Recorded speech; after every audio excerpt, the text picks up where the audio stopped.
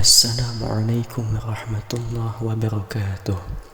Alhamdulillah wassalatu wassalamu ala rasulillah wa ala alihi wa sahbihi wa mawalah, amma ba'du.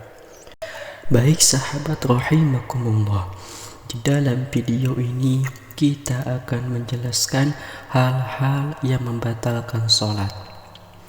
Yang ke satu yang membatalkan sholat yaitu meninggalkan salah satu rukun atau sengaja memutuskan rukun sebelum sempurna, umpamanya melakukan i'tidal sebelum sempurna rukuknya. Yang kedua yang membatalkan sholat yaitu meninggalkan salah satu syarat, misalnya berhadas dan terkena najis yang tidak dimaafkan, baik pada badan ataupun pakaian, sedangkan najis itu tidak dapat dibuang ketika itu. Kalau najis itu dapat dibuang ketika itu juga, maka sholatnya tidak batal. Lalu sholat akan batal ketika aurat kita terbuka, sedangkan ketika itu tidak dapat ditutup. Kalau ketika itu juga dapat ditutup kembali, maka sholat kita tidak batal. Umpamanya kita sedang sholat dan ada angin yang begitu kencang sampai angin itu membuka aurat kita. Nah, jikalau kita dapat menutupnya kembali, maka sholat itu tidak batal. Sahabat rahimakumullah. Kemudian yang ketiga yang membatalkan sholat yaitu sengaja berbicara dengan kata-kata yang biasa ditujukan kepada manusia, sekalipun kata-kata tersebut bersangkutan dengan sholat, kecuali jika lupa. Sabda Rasulullah SAW, beliau berkata kepada Muawiyah bin Hakam, sesungguhnya sholat itu tidak pantas disertai dengan percakapan manusia. Yang layak dalam sholat ialah tasbih, takbir, dan membaca Quran. Hadis riwayat Muslim dan Ahmad. Sahabat rahimakumullah, apabila orang yang sedang sholat hendak memberitahukan sesuatu kejadian karena amat penting atau darurat, misalnya memperingatkan imam, memperingatkan orang yang akan jatuh, atau memberi izin kepada orang yang akan masuk ke rumahnya, hendaklah ia membaca tasbih. Bagi laki-laki subhanallah, dan bagi perempuan hanya cukup menepuk tangan.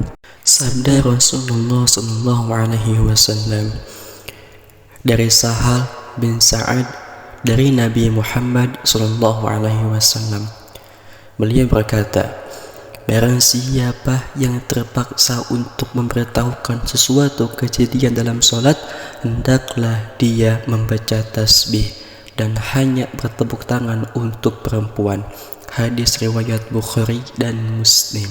Sahabat, adapun mendehem-dehem atau menunjuki bacaan imam apabila ia ragu-ragu atau lupa, tidaklah membatalkan sholat apabila lupa. Dari Ali radhiyallahu anhu, ia berkata, saya diperbolehkan oleh Rasulullah SAW datang kepada beliau, baik di waktu siang ataupun di waktu malam.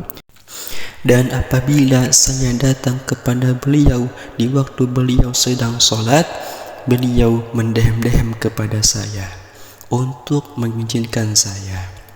Hadis riwayat Ahmad, Ibnu Majah, dan Nasai. Sabda Rasulullah SAW dari Ibnu Umar, sesungguhnya Nabi SAW telah membaca sesuatu ketika sholat, tetapi beliau ragu-ragu pada bacaan itu. Setelah selesai sholat, beliau berkata kepada Umar, adakah engkau ikut sholat tadi bersama dengan kami? Jawab Umar, ya, saya ikut. Rasulullah SAW berkata, mengapa tidak engkau tunjuki saya dalam bacaan tadi? Riwayat Abu Dawud. Sahabat rahimakumullah, Kemudian yang keempat yang membatalkan sholat yaitu banyak bergerak. Melakukan sesuatu dengan tidak ada perlunya atau hajat, seperti bergerak 3 langkah atau memukul 3 kali berturut-turut. Karena orang dalam sholat itu hanya disuruh mengerjakan yang berhubungan dengan sholat saja, sedangkan pekerjaan yang lain hendaklah ditinggalkan. Sabda Rasulullah SAW dari Ibnu Mas'ud bahwa Rasulullah SAW telah bersabda, sesungguhnya dalam salat itu sudah ada pekerjaan yang tertentu, tidak layak ada pekerjaan yang lain. Riwayat Bukhari dan Muslim. Sahabat rahimakumullah, adapun apabila ada hajat pada perbuatan yang lain, maka tidak ada halangan, umpamanya sholat sewaktu sangat takut dalam peperangan, atau melihat kalajengking atau ular akan menggigitnya, maka tidak ada halangan ia bergerak untuk melangkah. Begitu juga gerak yang sedikit seperti menggerakkan jari atau lidah, karena yang demikian itu tidak mengubah rupa aturan sholat. Sabda Rasulullah SAW, beliau menyuruh membunuh kalajengking dan ular ketika sholat. Hadis riwayat Abu Daud dan Tirmidzi. Sahabat rahimakumullah, kemudian yang kelima yang membatalkan sholat yaitu makan atau minum.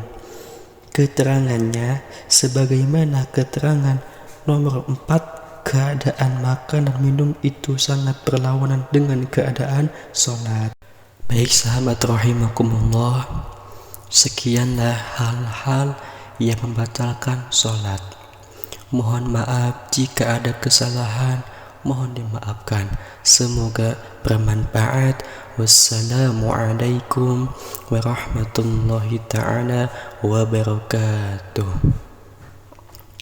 Ya Nabi salam alaika, Ya Rasul salam alaika, Ya Habib salam alaika, salawatullah